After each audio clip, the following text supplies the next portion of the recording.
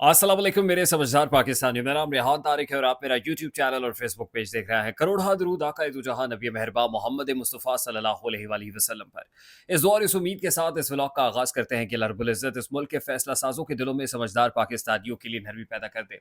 साबिक DGISI general retired फैज़ हमीद की गिरफ्तारी के बाद आफ्टर शॉक्स आने का सिलसिला जारी है और आज 190 मिलियन पाउंड केस की समाअत के दौरान बानी PTI इमरान खान ने सहाफ़ियों से गैर रस्मी गुफ्तगू की है, जिसके बाद ताकतवर हलकों की जानिब से उसका रद्द-अमल भी सामने आ रहा है। साथ ही जुडिशल फ्रंट के ऊपर आज सुबह जब मैंने अपने व्लॉग में आपको बताया था कि 9 मई से मुताल्लिक 2 इंतहाई अहम केसेस पर जो 2 रुकनी बेंच है वो समाअत करने जा रहा है और उसके ऊपर उनकी जो रिमार्क्स है ख़ास तौर पे जस्टिस अतर मिनल्ला हों या जस्टिस मंसूर अली शाह हों, वो रिमार्क्स बड़े मानी-ख़ेज़ होंगे। लेकिन बड़ी हैरानकुन बात ये है कि आज वो केस गैर मुअय्यना मुद्दत तक के लिए मुलतवी कर दिया गया है और उसमें जो एक्सपेक्ट किया जा रहा था कि 9th ऑफ मई से मुताल्लिक कुछ बातें जजेस की जानिब से की जाएंगी, खास तौर पे जस्टिस अतर मिनल्ला और जस्टिस मंसूर अली शाह की जानिब से जो ह्यूमन राइट्स वायलेशंस पर बातें करते हैं, तो कोई ऐसी बात नहीं हुई और कोई तारीख भी नहीं दी गई कि इस तारीख तक इस केस को डिले किया जा रहा है या पोस्टपोन किया जा रहा है, बल्कि गैर मुअय्यना मुद्दत तक के लिए मुलतवी कर दिया गया। इससे एक तासुर तो ये मिलता है कि जनरल फैज़ की गिरफ्तारी के बाद जो जुडिशरी को पैगाम दिया जा रहा है, उस गिरफ्तारी की हिद्दत अब जुडिशल क्वार्टर्स के अंदर भी महसूस की जा रही है। दूसरी इंपॉर्टेंट चीज़ भी जुडिशल फ्रंट से ही है। इस्लामाबाद हाई कोर्ट में बानी PTI और बुशरा बीबी की जो तोशा खाना 2 में ज़मानत की दरखास्तें हैं, वो मुस्तरद कर दी गई हैं। यानी तोशा खाना पार्ट 2 में इस्लामाबाद हाई कोर्ट से भी बानी PTI और बुशरा बीबी को कोई रिलीफ नहीं मिला है।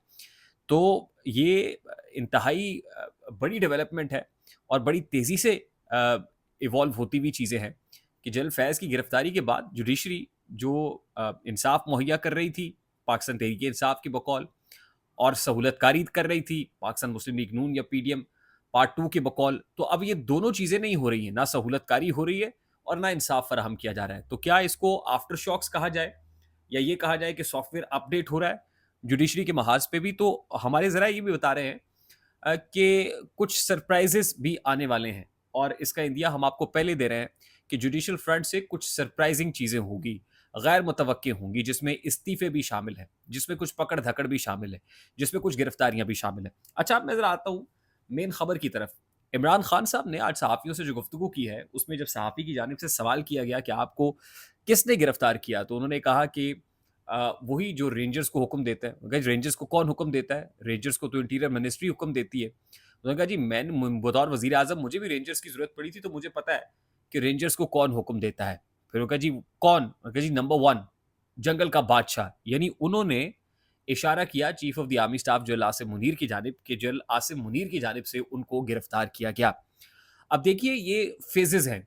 इससे पहले कभी इमरान खान साहब ने जनरल आसिम मुनीर से मुताल्लिक लचक का मुज़ाहरा भी किया।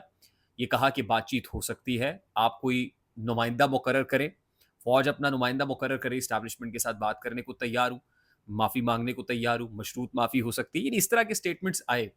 लेकिन लगता ये है कि एक बार फिर बर्फ़ जम गई है और अब फिर से जनरल आसिम मुनीर पर और एस्टेब्लिशमेंट पर तनकीद का सिलसिला शुरू हो गया है और इमरान खान साहब को अंदाज़ा हो गया है कि अब मामलात शायद जो नरमी आई थी या फ्लेक्सिबिलिटी थी या जिसमें बात हो सकती थी, अब वो फ़ेज़ गुज़र गया है।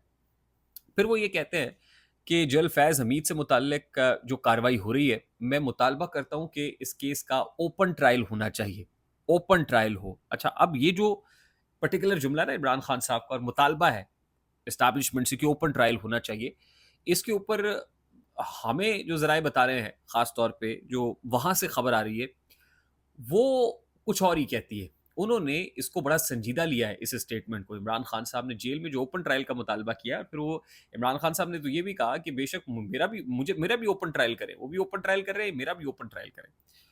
तो जो ताकतवर हल्के हैं, वो ये पैगाम दे रहे हैं कि भई इमरान खान कौन होता है? जिस तरह की जो स्टेटमेंट सामने आई वो ये कि इमरान खान कौन होता है हमें बताने वाला? इदारे के अंदर अपना खुद एहतसाबी का बड़ा मज़बूत और मरबूत निज़ाम मौजूद है, जिसे अदालत की हिमायत हासिल है। जो हमारा इंटरनल सिस्टम है, उसको जुडिशल जो सिस्टम है, उसको पूरी तायीद और तौसीक हासिल है और वहाँ पर तगड़े से तगड़े अफ़सर का भी एहतसाब होता है और कमज़ोर से कमज़ोर का भी होता है और जितना तगड़ा ऑफ़िसर होता है, उसका एहतसाब भी उतना ही तगड़ा होता है। अच्छा, फिर दूसरी बात उन्होंने कहा कि जो जनरल फैज़ हमीद की गिरफ्तारी से मुताल्लिक जो मुख्तलिफ़ कयास आराइयाँ की जा रही हैं, वो कयास आराइयाँ नहीं होनी चाहिए। कुछ लोगों का ये कहना है कि जल्द फैज़ हमीद वादा माफ़ गवाह बन जाएँगे, तो ये कयास आराई है, ये महज़ अफ़वाह है या महज़ मिस इन्फॉर्मेशन है। तो वो कहते हैं कि इस तरह की जो पॉलिटिकल स्टेक होल्डर्स बातें कर रहे हैं, ज़रा उससे गुरेज़ करें। जल फैज़ हमीद से मुताल्लिक ओपन ट्रायल कोर्ट का हमें कहने वाले कौन होते हैं? हाँ, आपका ज़रूर ओपन ट्रायल कोर्ट होगा, ये हम आपको बताना चाहते हैं। ये उन्होंने कहा कि आपका ट्रायल ओपन कोर्ट में होगा। फैज़ हमीद साहब से मुताल्लिक हमें ना बताएँ, हमें पता है हमें क्या करना है।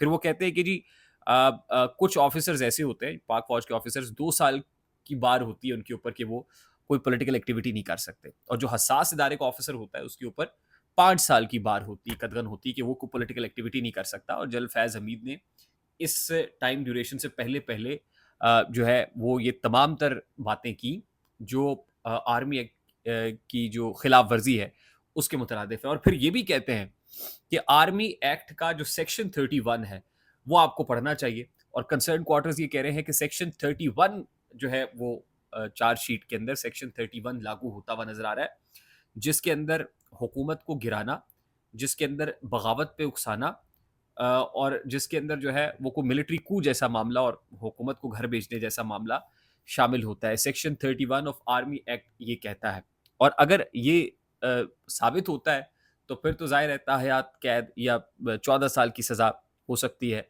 मराद वापस ली जा सकती हैं, बैजेस उतारे जा सकते हैं, जायदाद ली जा सकती है, कुर्क की जा सकती है, ज़ब्त की जा सकती है और जो लेफ्टिनेंट जनरल रैक नाम के साथ लगता है वो भी ख़त्म हो सकता है और ज़ाहिर है शर्मिंदगी, ह्यूमिलिएशन और ये सब तो अपनी जगह पे है। तो आज समझ ये आ रही है कि जो कंसर्न्ड क्वार्टर्स है, उन्होंने इस पे बड़े गम-ओ-गुस्से का इज़हार किया है और बड़ी मैसेजिंग देखिए अब वो जो एक सॉफ्ट किस्म की फ़ज़ा कायम हुई थी, फ्लेक्सिबिलिटी बयानबाज़ी के अंदर थी, वो एक बार फिर से तुंदो-तेज़ हो गई है।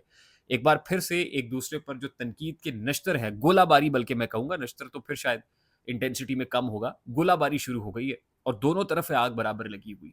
ऐसे माहौल के अंदर लगता ये है कि अब ये मामला जो कंसर्न क्वार्टर्स कह रहे हैं कि फाइनल फेज में दाखिल हो गया है। जल फैज़ हमीद से मुतल्लिक कहते हैं थोड़ा सा इंतजार कीजिए चंद दिनों में आपको पता चल जाएगा और उससे पहले कोई स्पेकुलेशन ना की जाए और अल्टीमेटली जो पैगाम दिया है कि आपका ट्रायल ओपन कोर्ट हो सकता है होगा इसका मतलब तो ये है कि कुछ बड़ा होने जा रहा है। आई होप मेरी बात आप तक पहुंची होगी। अगर पहुंच जाए तो वीडियो को लाइक और शेयर करना मत भूलिएगा। चैनल पे नए तो चैनल को सब्सक्राइब कर लीजिएगा। बेल आइकन जरूर दबाइएगा। मुझे रेहान तारिक को इजाजत दीजिए। अपना बहुत सारा ख्याल रखिएगा। अस्सलाम वालेकुम।